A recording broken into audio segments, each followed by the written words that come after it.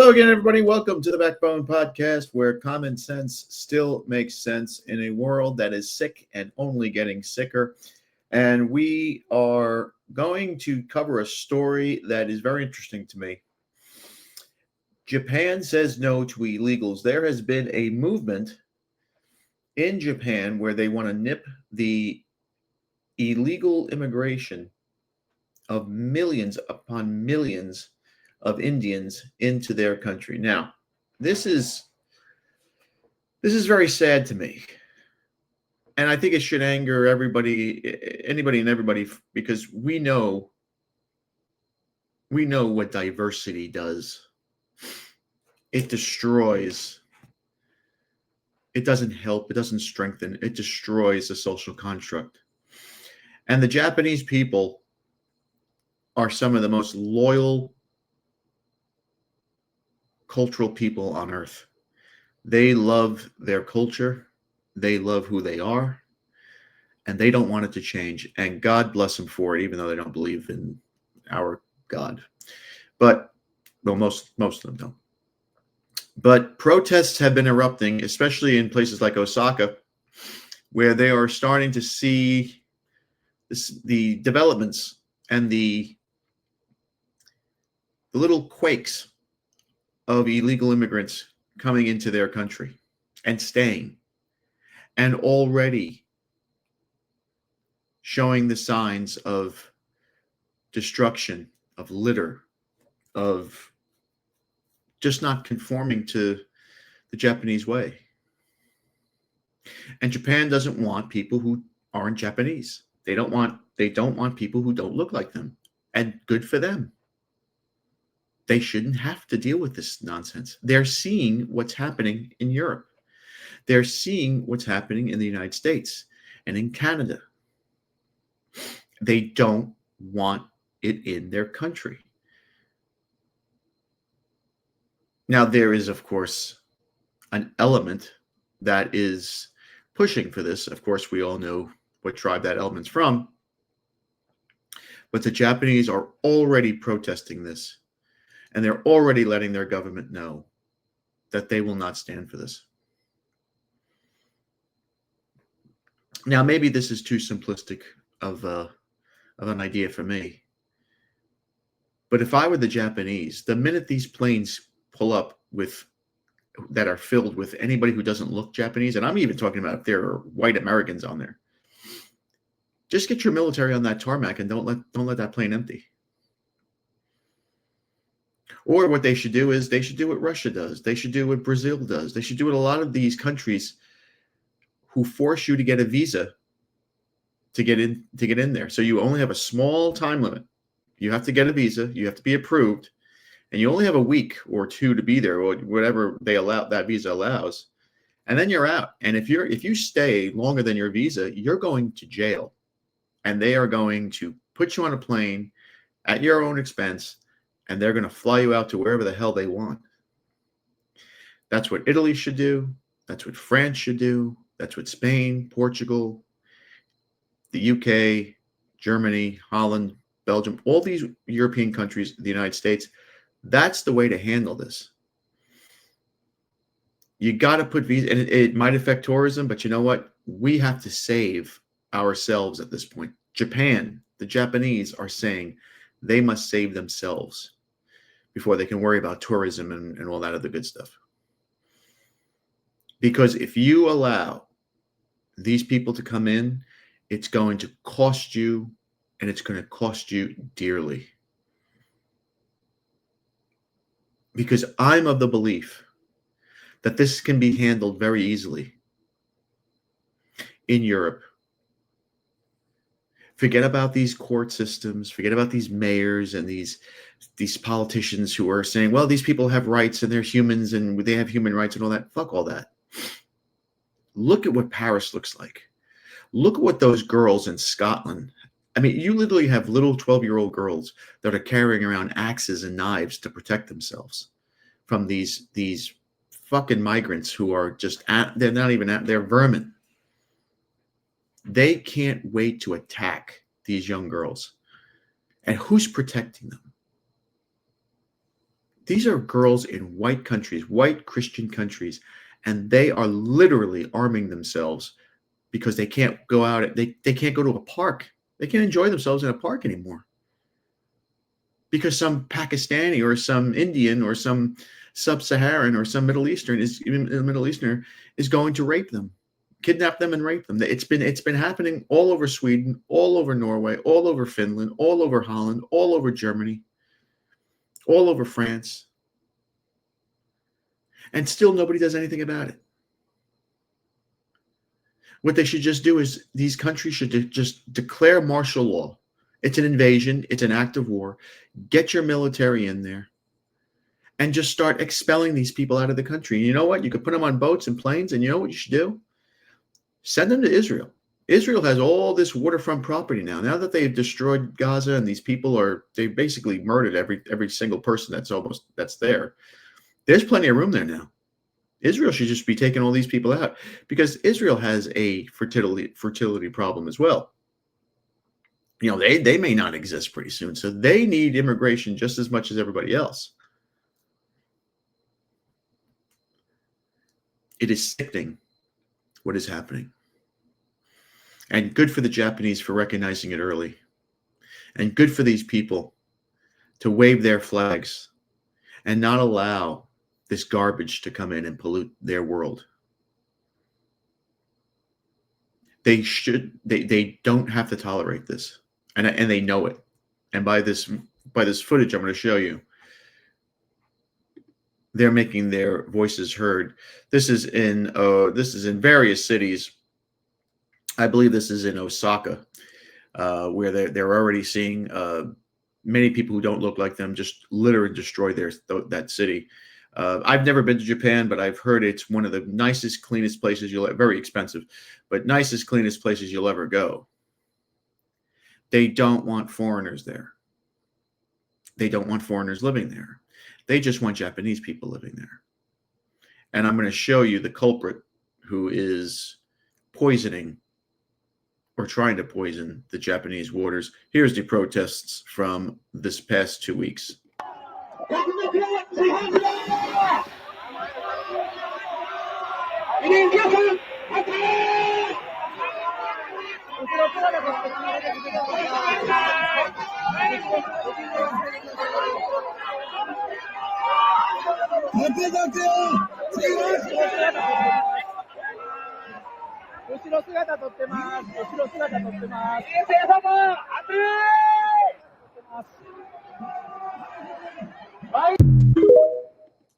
Bonsai, motherfucker. I mean, that's the way it should be. That is the way it should be. And of course, here is the person that is responsible for poisoning the waters in Japan. Rochelle Kopp / Japan Intercultural Consulting. Intercultural. We all know what that means. Now, Rochelle over here, homegirl, does not look Japanese to me. And her bio says that she's a consultant, author, mentor, educator, board of directors specializing in global communications, leadership, human resources and organization development, tree hugger, which means that she's part of the small hat crew. Look at that nose. She doesn't look Japanese to me. Why the fuck do these people have to stick their noses, pardon the pun, in other people's lives? What the fuck is she trying to... I don't get it. I just don't understand it. You know, you always hear about that whole 109 country thing, and it's supposed to be like a conspiracy theory. It really isn't. I mean, if you look at history, these people were kicked out of so many countries in Europe, and especially in Europe and in the Middle East. But this is why. They just want to cause trouble. There's no fucking reason for her to do this. Now, the easy thing to do is just,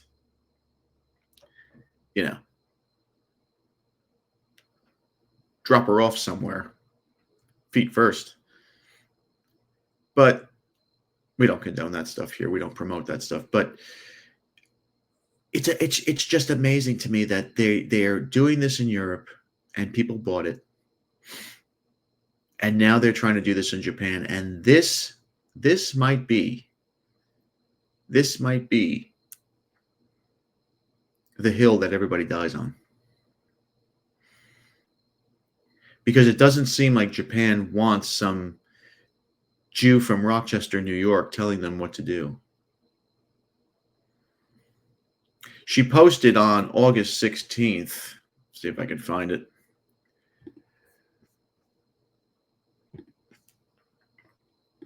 You can see that article. I don't know if you can see the article from here, but I'll read it to you. She posted on this was on August 16th, 2025.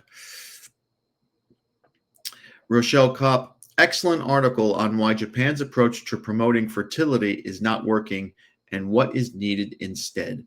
What is needed instead? Well, in her language, she's saying that you have to bring in foreign men into Japan and totally destroy Japanese bloodlines, Japanese culture, the Japanese way of life, the Japanese social construct. So Japanese people will be, urine color in 100 years. Intercultural consulting just means interracial mixing. That's all it means. Now, Rochelle, of course, would never allow this to happen in her beloved Israel. No way. That's beyond reproach. But anywhere else, Japan, Korea, South Korea might be next,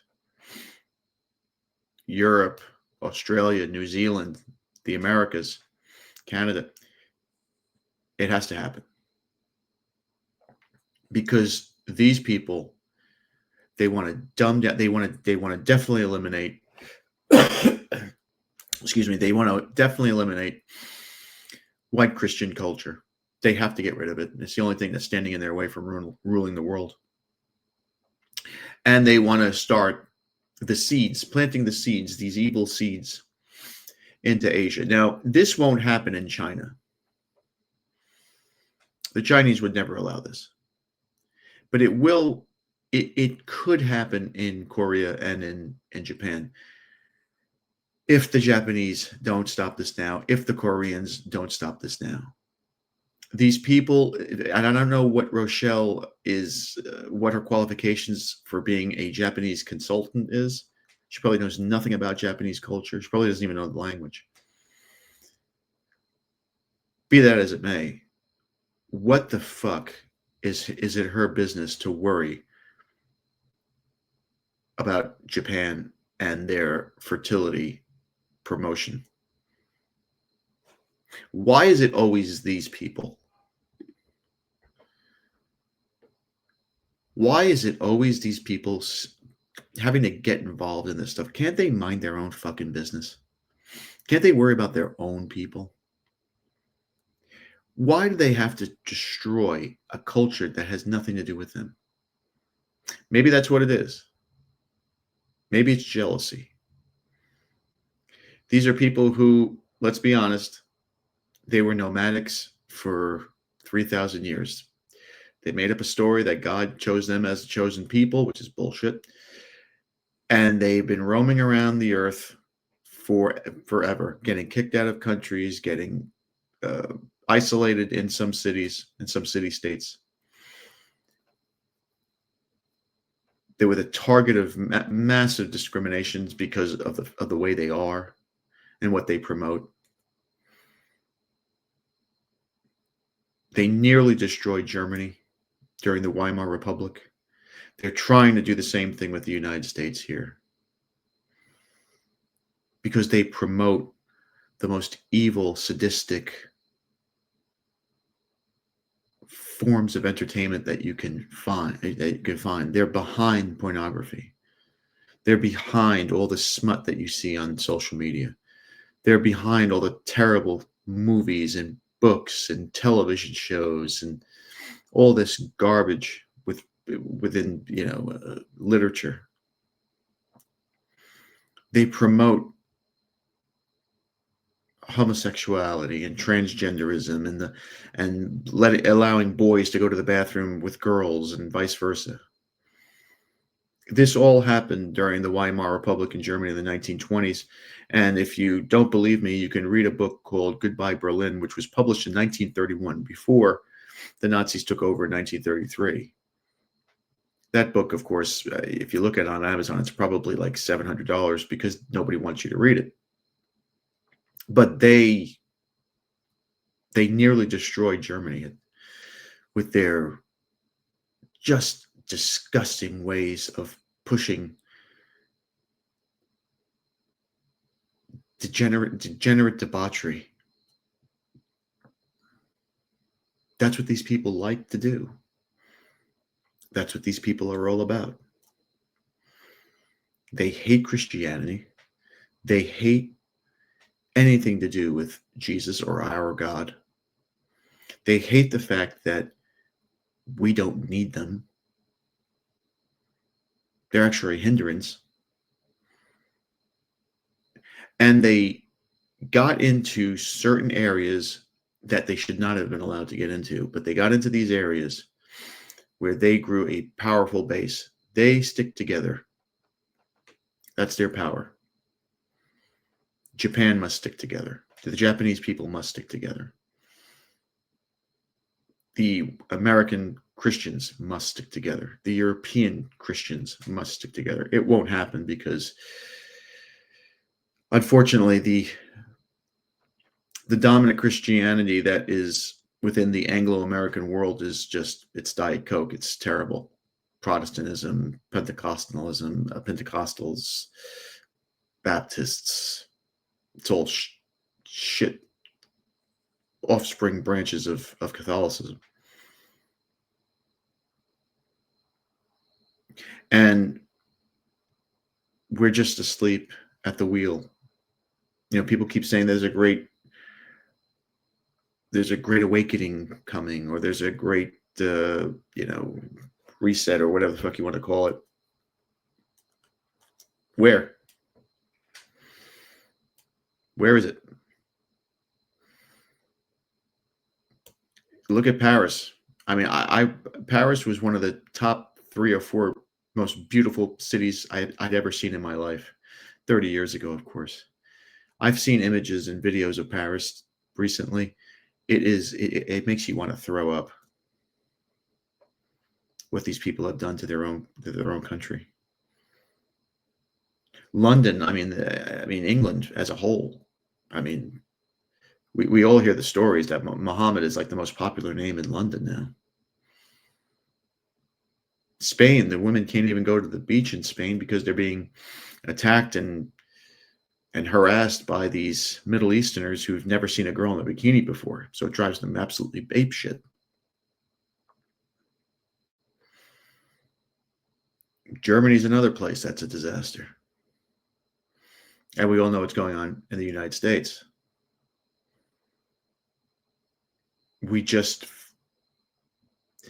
We're afraid to be called anything that ends in an ism. And once that mental illness goes away, once we cure ourselves of that mental illness, then you will wake up. Then we will see action instead of just fucking words. Everybody bought into the Donald Trump, drain the swamp, we're going to get rid of the illegals. Donald Trump is just he's just an actor. He's not doing shit about anything. The United States blew up some drug trafficking boat in the middle of, I guess it was in the Gulf of Mexico, or right off of the coast of Venezuela, and everybody's making a big deal about it. Yeah. You think that one boat is going to stop drug trade? You don't think that we have more important things to worry about? We have a sect of this country that is completely out of control, destroying restaurants, harassing people, beating up people, stealing, shooting guns. It's out of control here in the United States. And the Japanese people see this. They see what's happening in London. They see what's happening in Detroit. They see what's happening in Chicago with more than 60 people getting shot over a weekend. They see what's happening in Spain and in Germany and in Belgium. They see what's happening in Sweden, and they don't want that for their fucking daughters. They don't want their daughters being harassed at bus stops and train stations or just going to school. They don't want it. And I don't blame them.